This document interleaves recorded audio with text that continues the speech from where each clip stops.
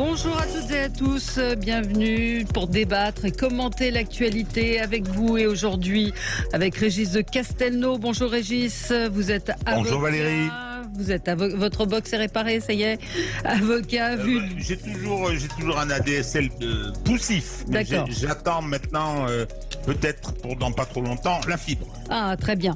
Vous tenez un blog Vue du droit, vous avez publié une justice politique chez l'Artilleur et vous êtes membre de la rédaction de Front Populaire. Véronique Guillotin, bonjour. Vous êtes sénatrice de Meurthe-et-Moselle, membre du Parti Radical. Bonjour à vous, bienvenue, c'est une première. Lucas Jakubowicz, journaliste politique, rédacteur en chef adjoint de Décideur Magazine. Bonjour. Bonjour. Et vous avez publié Un animal pour les gouverner tous, c'est aux éditions Arquet.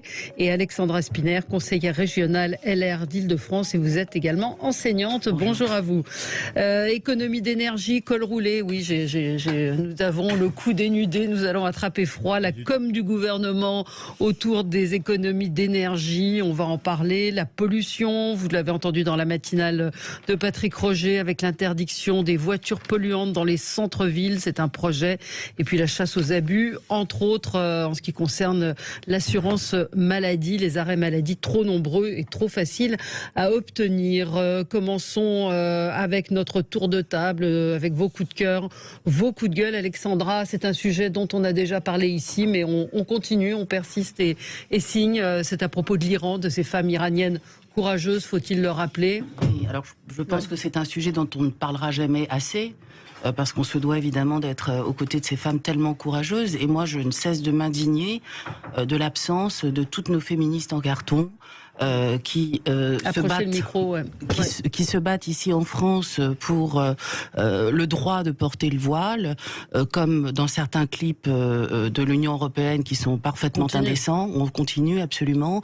Et à côté de ça, vous avez ces femmes d'un courage absolument incroyable, qui au péril de leur vie manifestent leur droit à la liberté. Et je trouve que nous ne sommes pas suffisamment à leur côté. Voilà, je pense que nous devrions toutes les féministes devraient être à leur côté. Dimanche, j'étais à la manifestation, je n'en ai pas vu beaucoup à leur côté. Et je crois que ce sujet devrait être le sujet quotidien de vos émissions. On en a beaucoup parlé hier. On a eu le sujet avec Éric Nolot aussi, qui dénonçait le communiqué qui a été fait par la NUPES, qui parle de droit à disposer de son corps, où le mot de voile ne figure pas. Oui.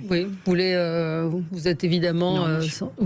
Je suis très sensible à ça et je partage complètement. On entend aujourd'hui du féminisme cosmétique, en fait, orienté également. Et je crois qu'on doit effectivement saluer le courage et être aux côtés de ces femmes iraniennes. Moi, je partage complètement cet état d'esprit. Bon, je pense que personne ne va dire le contraire.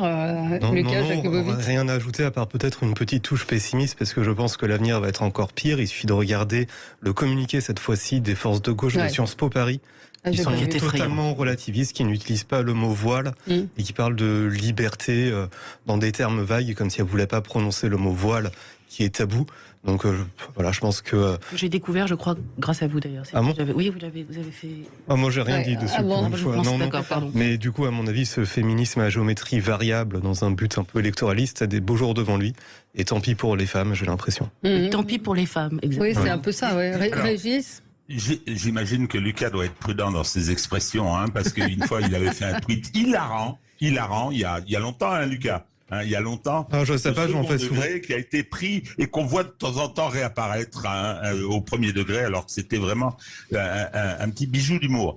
Moi, je dis, alors il y a deux sujets en fait là. Il y a un premier sujet qui est celui de la tartufferie de cette petite gauche, je l'appelle petite, ça fait longtemps d'ailleurs, c'est cette tartufferie, quoi. C'est-à-dire que là, on prend la pause souvent pour des raisons électoralistes, concernant la liberté de porter le voile si on veut, et ensuite on se retrouve avec l'effet boomerang, c'est-à-dire que montre bien son hypocrisie, en étant incapable de se mobiliser pour les luttes de ces personnes en Iran. Ça, c'est la première observation. La deuxième, c'est qu'il faut faire un peu attention. Nous, on a notre vision des choses. Je relativise pas. Pour moi, je déteste toutes ces contraintes, etc., qu'elles soient en Afghanistan, au Pakistan ou en Iran. Simplement, je veux dire, on connaît mal ces sociétés. J'ai lu des études sur des études d'opinion qui ont été faites par des organismes indépendants qui montrent bien que dans les villes, oui, certes, comme chez nous d'ailleurs, c'est dans les villes, il y a effectivement une jeunesse et une petite bourgeoisie qui aspire à une émancipation vis-à-vis des contraintes de l'islam, mais c'est pas tout à fait aussi simple en province, loin de là. Et donc j'ai vu, si vous voulez, le ricanement de je ne sais plus quel imam à la suite des manifestations, disant si les Européens s'imaginent qu'ils vont réchauffer leur hiver avec quelques poubelles brûlées, ils se font des illusions. Donc, je voudrais pas qu'on se fasse d'illusions non plus sur cette façon que nous avons parfois de projeter nos propres valeurs et nos propres aspirations sur des endroits du monde qui en sont très loin. Alors, je n'ai pas tellement l'impression qu'on projette nos valeurs sur ce qui se passe en Iran. Je vois un peuple qui se lève, des femmes qui défilent partout, y compris dans les campagnes, et pas seulement dans la capitale. Voilà, je crois que ce genre de relativisme, finalement, nous ferait penser que tout ça est un petit... Attendez, c'est la 10e, 15e, 20e fois depuis 79, depuis la révolution communiste, que on a ça, et ça n'a pas changé. On continue à pendre les homosexuels dans des grues. C'est tout à fait ignoble. Pour moi, ce sont des choses tout à fait ignobles. Mais voilà, il y a tout un peuple qui se lève.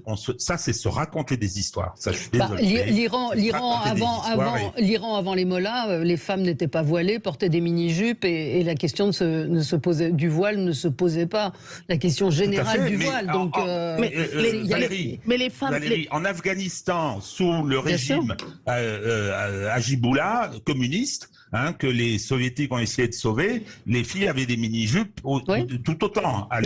C'est un petit peu comme ici où certaines femmes ne peuvent pas retirer le voile. Alors certaines disent qu'elles le portent volontairement, mais d'autres ne peuvent pas le retirer, n'ont pas ce choix, n'ont même pas ce choix. Et les femmes iraniennes sont d'autant plus courageuses que, effectivement, elles n'ont pas la certitude que ce régime barbare des mollahs puisse tomber. Donc, et puis on voit bien. Mais tout à fait. Enfin, je signale aussi qu'il y a des quartiers chez nous où les femmes ne peuvent pas le retirer. Oui, c'est ce que je viens de dire. Nous sommes tous d'accord. On voit bien qu'il y a un problème de liberté, en fait. Oui, il y a un problème de liberté, absolument. Je voulais juste rebondir sur le sondage que mentionnait Régis, qui est quelque part un petit peu rigolo, parce qu'on se rend compte, si ce que vous dites est vrai, j'ai pas lu le sondage, que la gauche française aujourd'hui est plus proche dans ses positions, notamment les féministes, on va dire des populations rurales iraniennes que des jeunes urbains de Téhéran. Donc quelque part, il y a quand même un petit problème. Il y a un paradoxe. Non, là c'est pas du second degré. Il y a un total paradoxe. On continue avec vous, Véronique Guillotin, à parler des femmes et en particulier de ce qui se passe au Sénat. C'est ça? C'est votre coup de gueule? Non, pas du tout. J'avais un coup de cœur. J'avais un coup de cœur. J'ai pas voulu aller sur un coup de gueule, mais il peut être transformé peut-être en coup de gueule. Mais en tout cas, c'est un coup de cœur. C'est la journée mondiale du droit à l'avortement aujourd'hui. Donc voilà, ça tombait bien. Et je me suis dit que c'était quand même un vrai sujet. Et qu'on pouvait déjà se dire qu'on avait, en restant optimiste, de la chance dans notre pays d'avoir ce droit à l'avortement qui était remis en cause dans pas mal d'autres pays. On voit les femmes polonaises qui se battent, aux États-Unis ce qui s'est passé, enfin voilà. Donc ça c'est une vraie chance. On a même allongé en fait le délai de l'avortement de 2 semaines pour permettre. Et à côté de ça, il y a quand même un point d'attention et de vigilance. Parce que c'est quand même pas accessible à tout le monde, c'est quand même encore difficile. Et je donnerais, alors je vais peut-être pas la dire exactement, mais Simone de Beauvoir nous avait alerté il y a quand même très longtemps, en disant qu'à chaque crise politique, sociale, le droit des femmes pouvait reculer. Et qu'il fallait qu'on reste effectivement en état de vigilance. Donc voilà, moi ça c'était mon petit coup de cœur. Vous avez raison, parce que je l'ai entendu nulle part. On parle des journées de la nature, des chiens, de tout. Journée de la femme, évidemment, où il y a tout un barouf, mais la journée de l'IVG, on en parle assez peu. Il faut, vous avez raison de le dire, rappeler que c'est extrêmement ça reste compliqué. Il y a de moins en moins de médecins qui pratiquent en France. C'est important de le dire. Et ça reste compliqué pour les femmes en situation de fragilité, y compris en France. Non, j'étais en train de regarder ma boîte mail parce que quand on est journaliste, on reçoit tous les jours des communiqués de presse sur des journées de tout et n'importe quoi. Et vous n'avez rien reçu, c'est ce que je veux dire. Journée des essuie-glaces, enfants de fou. Et là, aujourd'hui, j'ai rien reçu sur la journée de l'avortement. Donc, voilà, je passe un peu sous les rails. Vous avez bien fait. Allez, petite pause. On continue notre tour de table avec d'autres sujets. Évidemment, ce match de foot dont vous allez nous parler, Lucas. À tout de suite. Sud Radio. Sud Radio. Parlons vrai. Parlons vrai. Sud Radio, ça débat chez Expert, 9h-10h, Valérie Expert. Nous débattons effectivement avec vous jusqu'à 10h. Rappelez également qu'au Sénat, c'est l'actualité, l'IVG, puisque c'était dans ce sens-là que je vous avais lancé, c'était sur le fait que le droit à l'IVG soit introduit dans la Constitution. Voilà, divers groupes proposent une PPL pour inscrire le droit de l'IVG dans la Constitution, qui est un acte éminemment politique, ancré. Bien évidemment, c'est plus compliqué de sortir ce droit. Mais je crois qu'il faut qu'on lutte surtout tous les jours et de manière individuelle, collective, dans nos différents partis politiques, par le voix des femmes, et faire en sorte que ce soit accessible. Lucas Jakubowicz, votre coup de gueule porte sur le foot et ça n'a rien à voir avec la Coupe du Monde au Qatar. Non.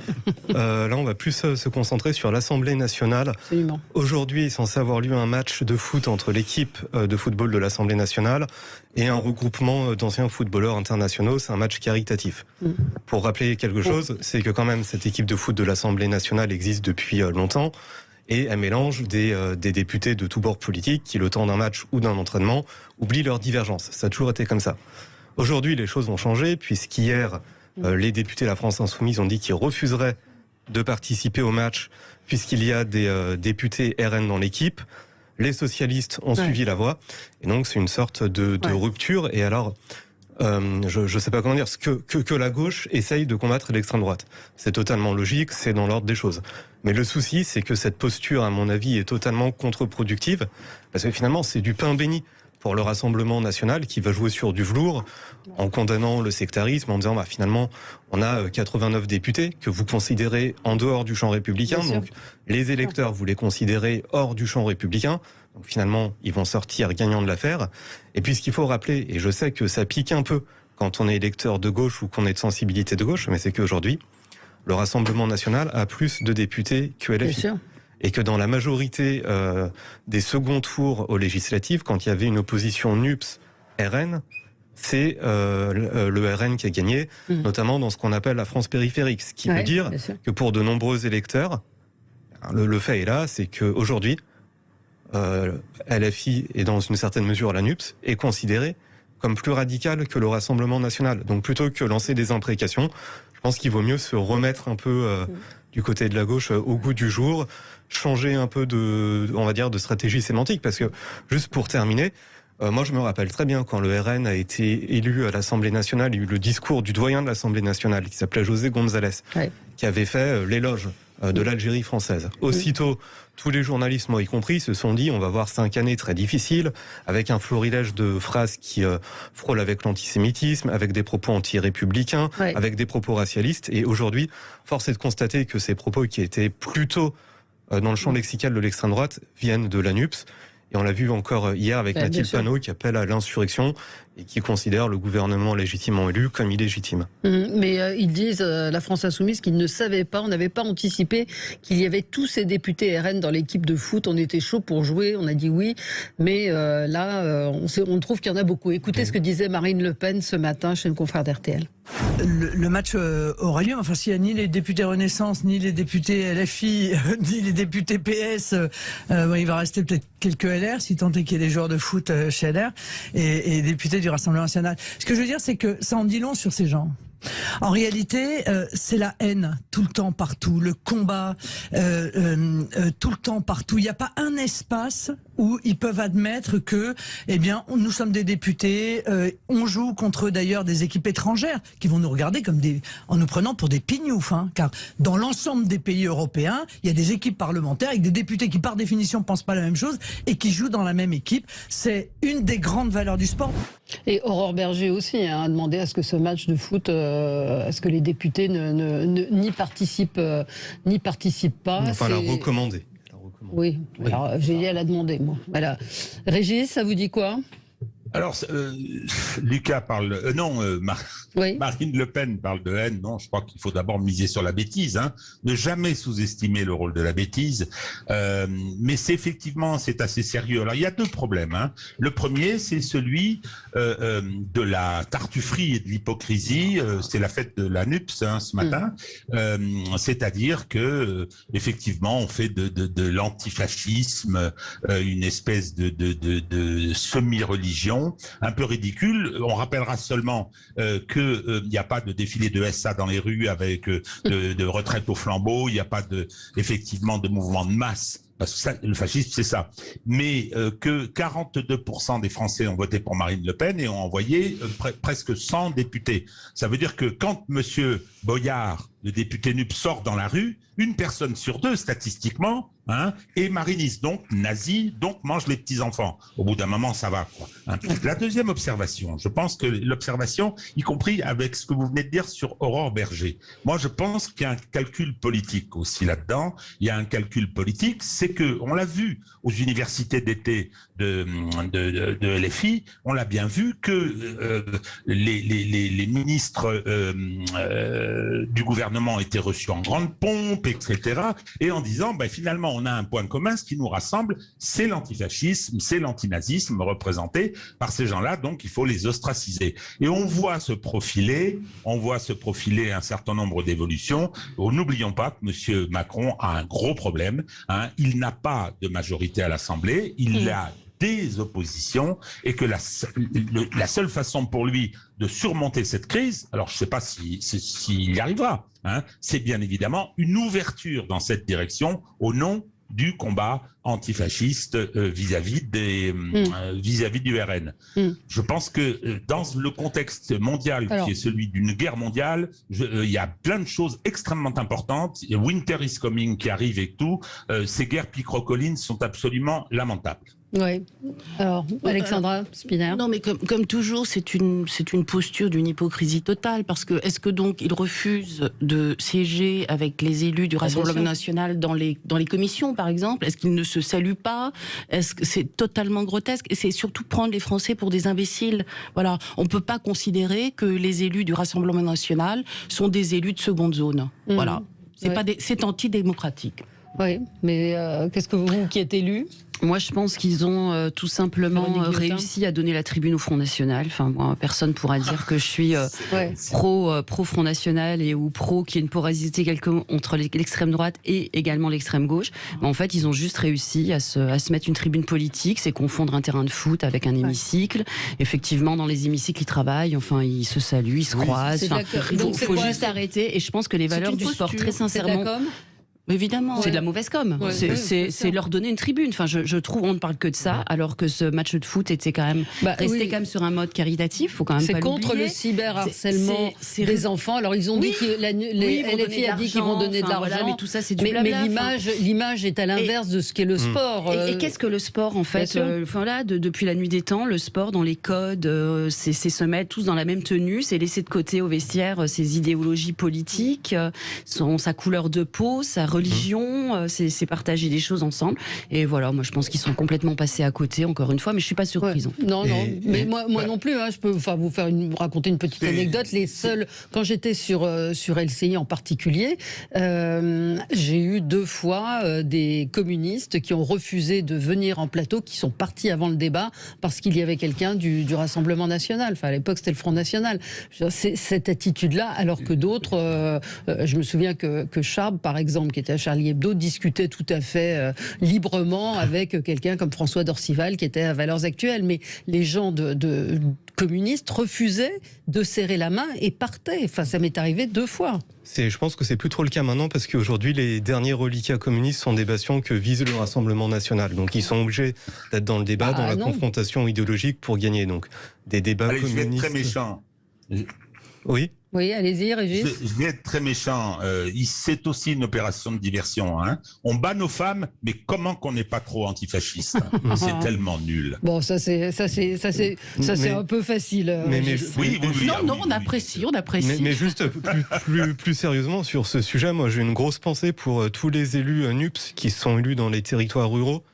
Je peux citer certains noms, hein, par exemple Arthur Delaporte, qui est en Normandie, qui est socialiste, qui est entouré de députés RN. Marine Tondelier, qui n'est pas députée, mais qui est l'opposition de gauche à Hénin-Beaumont. Tous les députés communistes qui restent dans le Nord-Pas-de-Calais, eux, ils sont en première ligne face au Front National. Et je pense que la sortie de ces députés, c'est vraiment pas leur rendre service, ça va leur compliquer la tâche au quotidien. Ouais.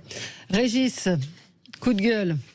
Je continue, hein. Ouais. On a commencé à taper sur les gens d'LFI. Alors ça va être double, hein. Je vais compléter un peu ce que j'ai fait hier. Effectivement, ils ont de gros soucis aujourd'hui, hein, Monsieur Bayou en particulier, et on apprend que Bayou a fait ce qu'on appelle un signalement. Hein. Il est élu régional et il a fait un signalement au procureur en disant c'est absolument abominable. Valérie Pécresse a violé la loi, détournement de fonds publics, prise illégale d'intérêt, etc. En s'emparant, il y a une lettre qui a été publiée sur le site d'Europe 1. J'invite à la lire. D'abord, elle est dans un français approximatif, sur le plan syntaxique. Hein. Et donc voilà, on fait de la délation parce qu'il y a eu un incident entre une personne qui est élue régionale et puis qui fait de la cuisine, je crois Babette quelque chose. Babette de Rosière. Babette de Rosière, pardon, excusez-moi. Rosière qui est une marque de cuisinière. Une marque de cuisinière aussi. Hein. Et Patrick Caram, qui est un des élus forts. Bon, ils se sont empaillés, je sais plus trop pourquoi. Tu n'es qu'un clientéliste, tu n'es qu'un ceci. Et immédiatement, Monsieur Bayou s'est précipité pour saisir le procureur. Voilà, ça, ce sont des démarches, si vous voulez, ça rejoint un petit peu ce dont on parlait tout à l'heure. Hein. Qu'est-ce que Valérie Pécresse à voir avec la dispute qui a eu lieu entre Babette de Rosière et Patrick Caram, mais non, on va saisir le procureur. Alors naturellement, après, dans la presse, ça fait des gros titres. Alors j'ajoute que deuxième critique et coup de gueule aussi, de la part de ces élus de la NUPS, qui arrivent à me faire prendre le parti de Éric Dupond-Moretti. Ça, faut le faire. Hein. Je considère que Éric Dupond-Moretti n'est pas un bon garde des Sceaux, c'est un avocat talentueux, et il a donné une leçon en commission à un député qui l'a traité de petite frappe. Enfin, il agit comme une petite frappe, et aujourd'hui, les gens de la NUPS disent on veut couper la parole aux élus. Oui, enfin, dans l'hémicycle, la parole est totalement libre. Dans l'hémicycle, mais c'est pas une raison pour faire n'importe quoi. Mais à l'extérieur, c'est la liberté d'expression. On marque une pause, Régis, et puis peut-être une réaction sur sur cette plainte. À tout de suite. 9h-10h, Valérie Expert. On est ensemble jusqu'à 10h avec Régis de Castelnau, avocat, Véronique Guillotin, sénatrice de Meurthe-et-Moselle, membre du Parti Radical, également conseillère régionale, Lucas Jakubowicz, journaliste politique, rédacteur en chef de Décideur Magazine, et Alexandra Spiner, conseillère régionale LR Île-de-France. Un mot sur l'affaire Pécresse, sur cette saisie sur la du procureur non-affaire. Enfin, je rappelle quand même que Valérie Pécresse a évidemment déposé plainte pour dénonciation calomnieuse. C'est quand même important de le préciser. Je voudrais rebondir sur ce qu'a dit Régis. C'est pas tout à fait un conflit entre Patrick Caram et Babette de Rosière. Je veux dire, Babette de Rosière s'est lancée dans une espèce de vindicte personnelle que je ne commenterai pas ici, et voilà, que Monsieur Bayou s'engouffre là-dedans, je ne peux que le regretter pour lui, mais il semblerait quand même que ce soit son mode de fonctionnement et le mode de fonctionnement de ses amis.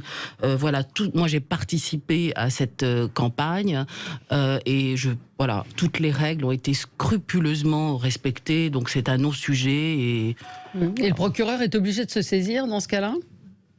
Je le crains. Alors, ce que je veux dire, je ferai une première observation sur la dénonciation calomnieuse. La dénonciation calomnieuse, il faut qu'il y ait eu une procédure pénale, et il faut prouver que lorsque on a intenté une procédure contre vous, une personne déposant plainte ou plainte avec constitution de partie civile, ce que n'est pas le signalement de Monsieur Bayou, il faut prouver que la personne qui a fait cette procédure savait que c'était faux au moment où elle l'a fait. Ouais. Bon courage. Hein. Ouais. Moi, j'en ai essayé quelques-unes dans ma carrière, elles ont toutes échoué. Hein. Et donc, non, ça. Alors, c'est pour la communication. Je comprends qu'on le fasse dans ce genre d'affaires. Deuxièmement, effectivement, ça n'est pas que pour la communication, quand même. C'est voilà. Non, oui, mais il faut bien. Non, mais je comprends. Je reprocherai à personne, et sûrement pas à Valérie Pécresse. J'allais dire Valérie Expert. Non, Valérie Pécresse, hein, de dire ça. C'est dans la communication, c'est tout à fait légitime face à cette petite manœuvre crapoteuse. J'ajoute que le procureur, lui, il peut parfaitement faire le classement vertical, hein, au panier. Donc, et c'est ce que je pense qu'il devrait faire. J'ajoute que le fameux courrier, hein, du signalement solennel, etc. Il y a 3 pièces qui le joignent, c'est 3 extraits de presse. C'est-à-dire qu'on travaille, on saisit la justice à partir de coupures de presse. C'est absolument lamentable. Bon, puisqu'on en est dans la presse, et ce qui préoccupe la presse ce matin, c'est la petite phrase de Bruno Le Maire hier. Écoutez ce qu'il disait à propos des économies d'énergie. Nous ne mettrons pas le chauffage tant que la température ne sera pas en dessous de 19 degrés. La température qui a été retenue, c'est 19 degrés. Oui, mais demain après-demain. Nous ne serons pas au-dessus de 19 degrés, donc vous ne verrez plus avec une cravate, mais avec un col roulé. Et je pense que ce sera très bien, que ça permettra de faire des économies d'énergie. C'est la manière la plus efficace de passer l'hiver sans avoir à couper l'énergie pour qui que ce soit. Et on met des chaussettes aussi parce qu'on s'enrhume par les pieds, on a froid aux pieds. Ils sont soumis au lobby des chaussettes de laine. Voilà, et hier, il y avait dans l'émission Quotidien, on voyait Elisabeth Borne en doudoune au Conseil à Matignon, parce qu'visiblement, elle a dit, elle aussi, qu'elle ne mettrait pas le chauffage.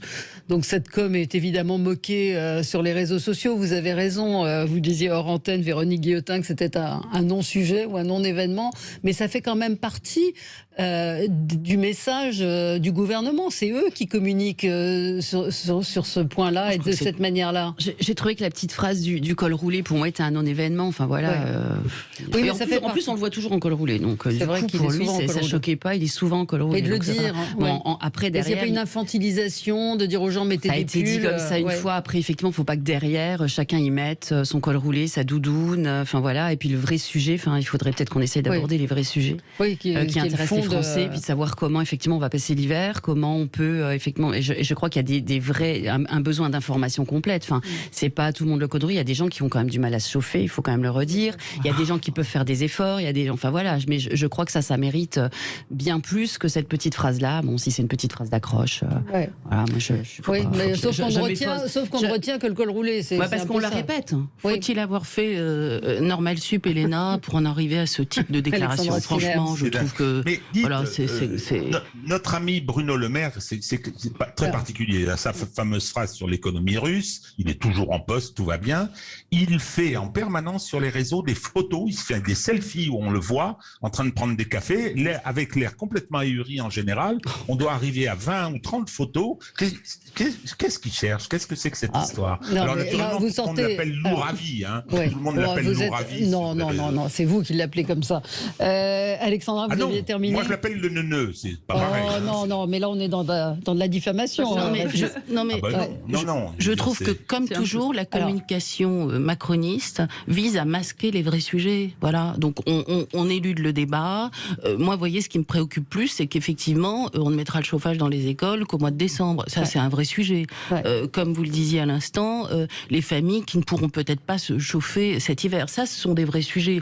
Les délires vestimentaires de Monsieur Le Maire, j'avoue que je m'en fiche totalement. Alors, juste un auditeur me dit chez moi, Stéphane me dit chez moi, la température dehors 8 degrés, ressenti 5 degrés, moins de 15 dans le logement Haute-Savoie Habitat refuse de mettre le chauffage à 860 mètres alors qu'il a neigé à 1200. Ça, c'est un vrai sujet. C'est un vrai sujet. Lucas. Oui, je vous confirme qu'il a neigé à 1200 en soi. Oui, vous êtes vous-même savoyard.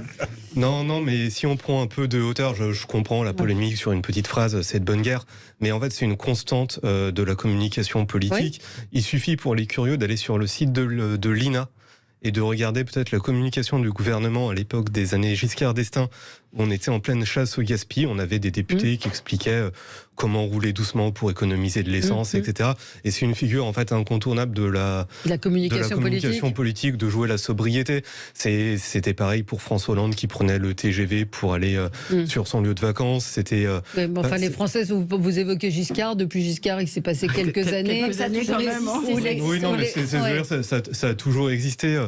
Alors là, c'est un peu le point Godwin, mais parce que c'est un exemple historique qui me revient à l'esprit. Mais pendant la Deuxième Guerre mondiale, les gouvernements essayaient de manger de la nourriture rationnée pour montrer qu'ils étaient proches du peuple. Il y a le président portugais qui se fait photographier en faisant la queue au supermarché. En fait, c'est une figure de communication, c'est symbolique, mais il ne faut pas prendre ça pour argent comptant. Non, sauf que les Français peuvent se sentir insultés. C'est le cas de notre auditeur qui dit « Moi, je vis avec 12 degrés chez moi et on me dit de mettre un col roulé. » C'est juste... Moi, je pense qu'on est quand même dans un monde aujourd'hui qui s'accélère. En termes de com, tout s'accélère. Alors, probablement pas en mieux. Et on lit de moins en moins. On regarde les images, même les quotidiens. On voit bien que le nombre de textes écrits se réduit. On passe par l'image, par les petites phrases choc. Et puis, on le voit quand même aujourd'hui. Enfin, je veux dire, on parle de ça, quoi. Donc, je veux dire, tout ça se renchérit. C'est sur toutes les ondes depuis hier. Je ne sais pas si c'est ça l'essentiel dans le fait qu'il va falloir qu'on passe un hiver énergétiquement. Rien nous empêche de lire dans le métro, par exemple. Oui, mais je ne dis pas qu'on ne peut pas lire. Je dis que même les quotidiens se sont adaptés à ça. Et la presse s'adapte à de moins en moins de lectures, de plus en plus d'images, la petite phrase choc. Chacun veut aller de son petit... Du zapping. Mais il y a une autre phrase choc à laquelle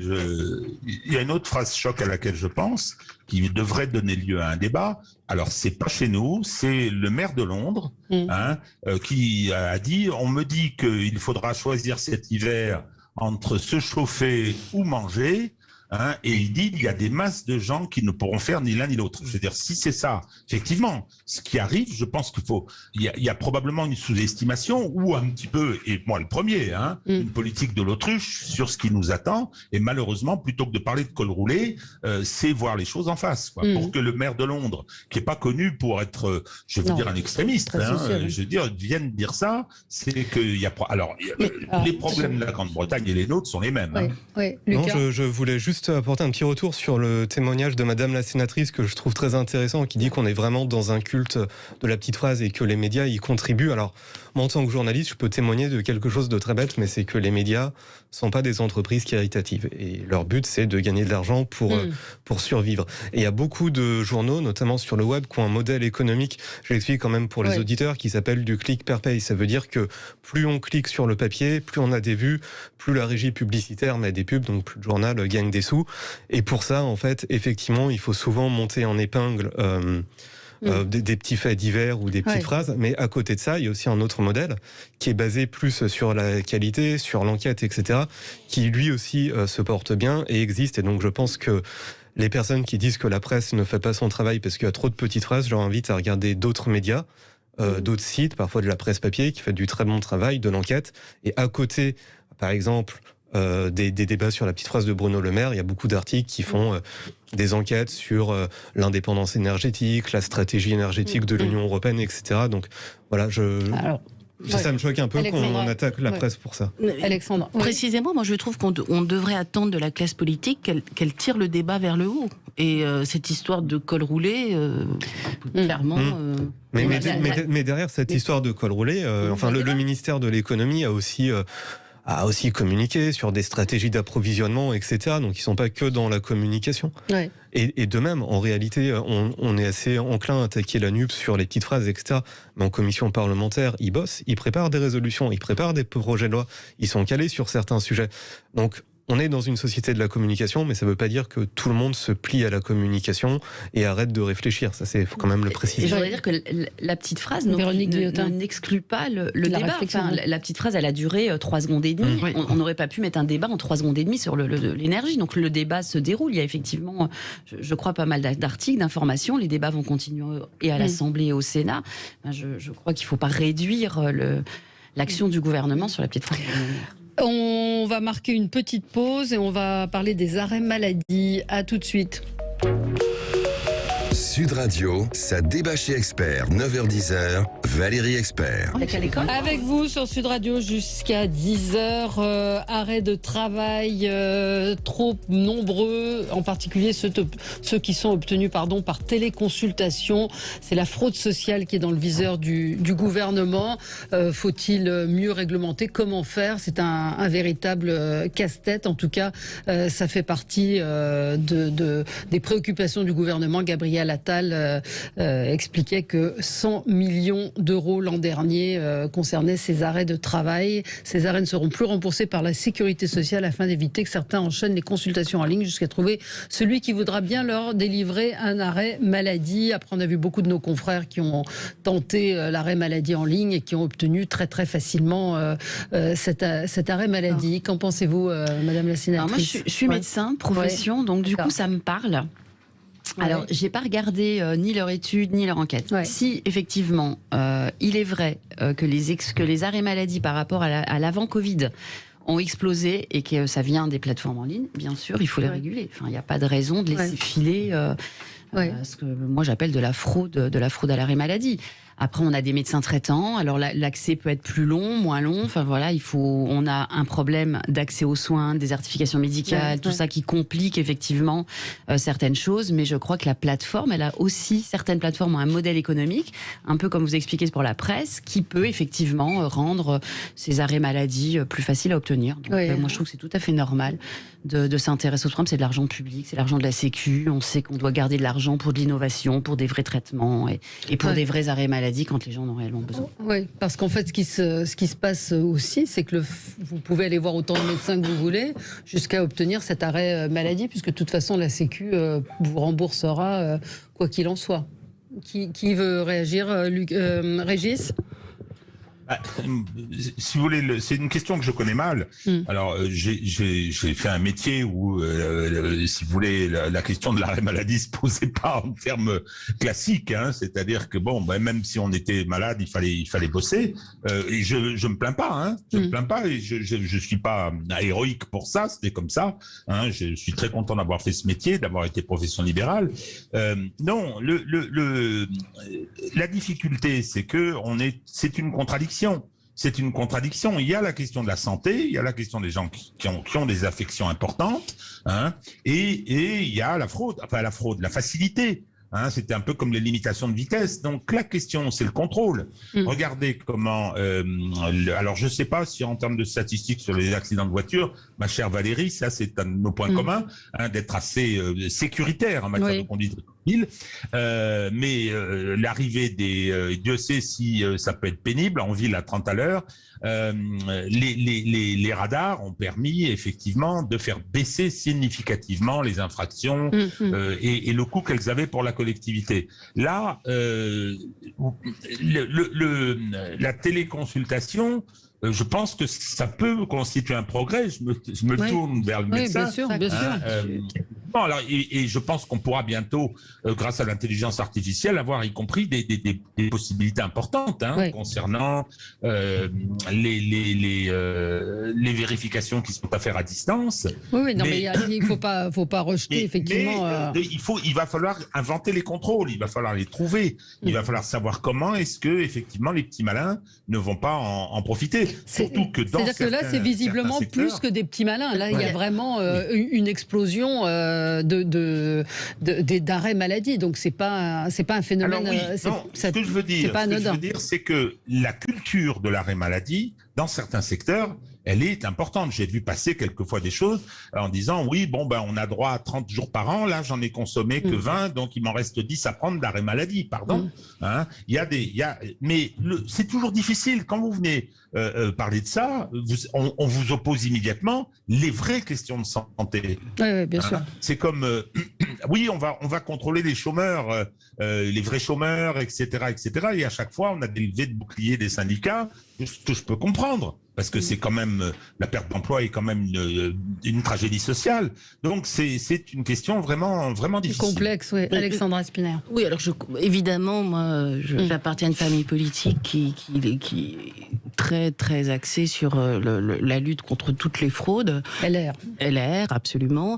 Néanmoins, je pense que ça ne doit pas... Alors, ça ne doit pas éluder les vraies questions. Voilà. Il y a quand même encore des Français qui n'ont pas de médecin traitant, par exemple. Il y a des déserts médicaux. Donc, si c'est un simple coup de com', ça ne sert à rien. Il y a d'autres fraudes contre lesquelles il faut lutter aussi. Je ne crois pas que ce soit un simple coup de com'. Les contrôles, j'étais médecin généraliste, donc les contrôles Sécu, on les avait.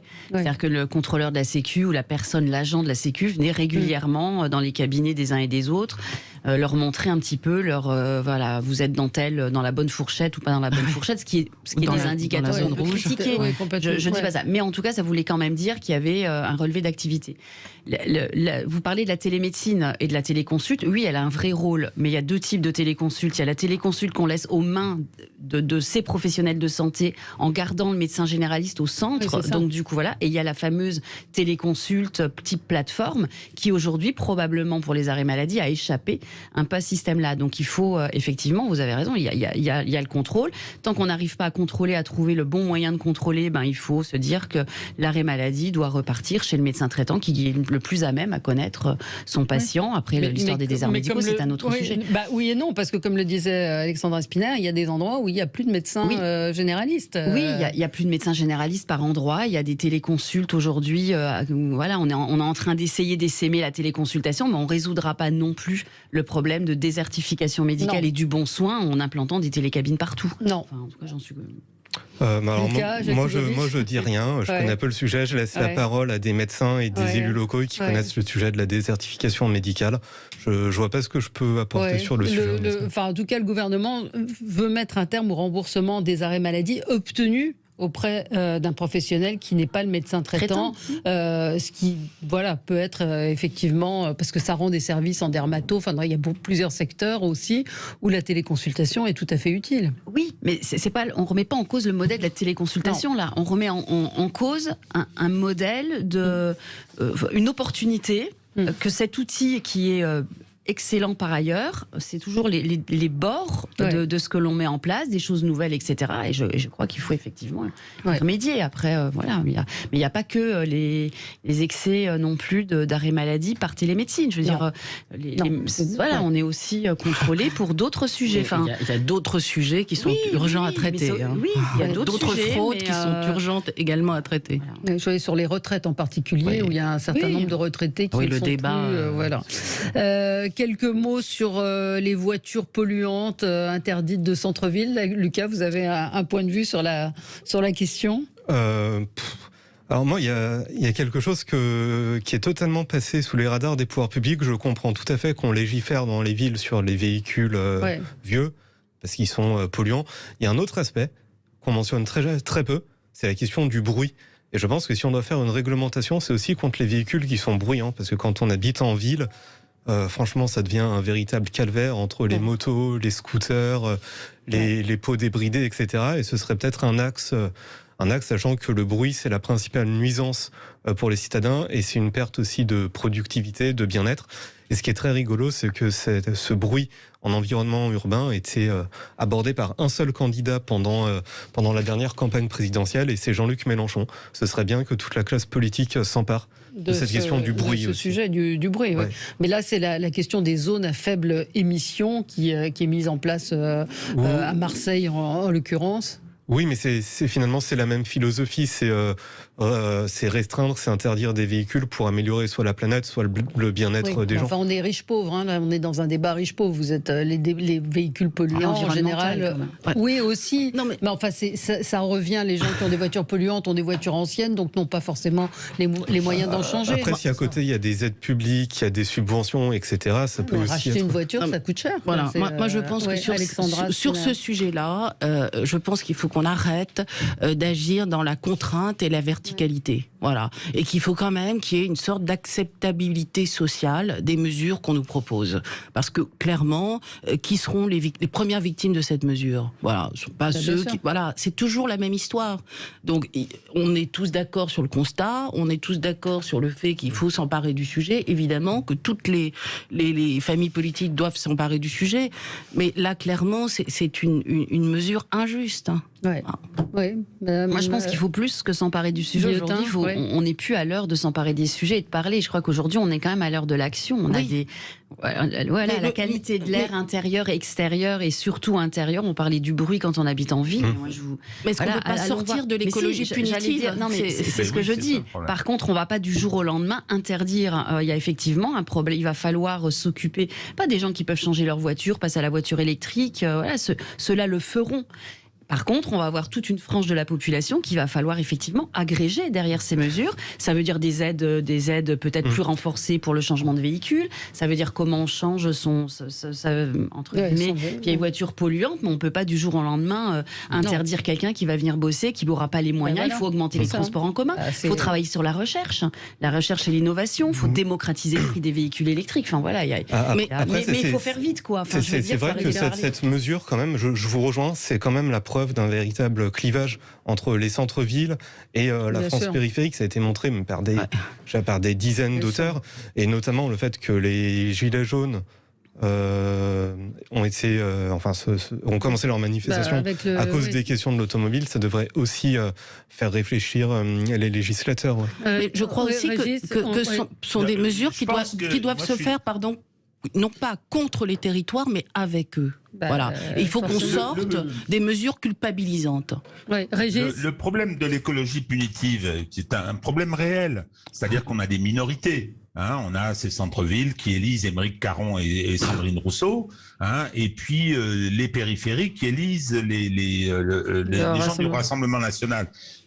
Cette écologie punitive, elle souffre aussi, si vous voulez, d'un déficit de légitimité, parce que prenons l'exemple du scandale des éoliennes, par exemple. C'est-à-dire que le bilan énergétique, y compris en termes de pollution, et le bilan carbone, est une véritable catastrophe. Ça a été imposé parce qu'il y a eu différentes choses et différents problèmes politiques et du lobbying, etc.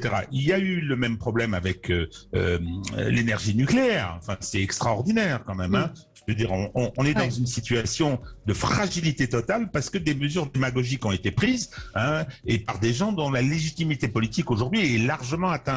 Donc, je pense qu'effectivement, l'écologie punitive est nécessairement une impasse parce qu'elle viendra à produire des atteintes aux libertés, ce qui est probablement déjà le cas. Allez, c'est le mot de la fin. Merci à tous les quatre. Dans un instant, l'émission Média, très intéressante à suivre avec une journaliste qui raconte une enquête, qui raconte ses sources. À tout de suite.